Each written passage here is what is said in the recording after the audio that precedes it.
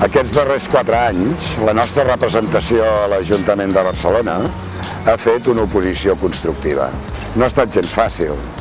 El govern, dels socialistes i d'Iniciativa, en un moment en què es necessitava lideratge, en un moment en què es necessitava tenir rumb, en lloc de mostrar fermesa, lideratge i oportunitat per pal·liar la crisi, doncs estàvem confosos.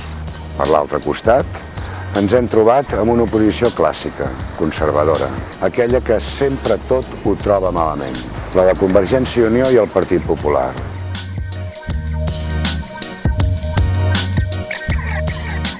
En canvi, nosaltres hem estat determinants, decisius. Hem estat lleials a la nostra ideologia, amb la nostra pròpia personalitat, amb la nostra llibertat de vot.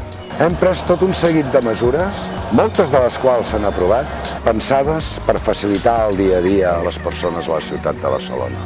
Les nostres propostes han tingut 3 eixos. El primer d'ells, el de pal·liar els efectes de la crisi en la quotidianitat de la gent. El segon, enfortir l'estat del benestar i estem disposats a defensar-lo fins l'últim alè.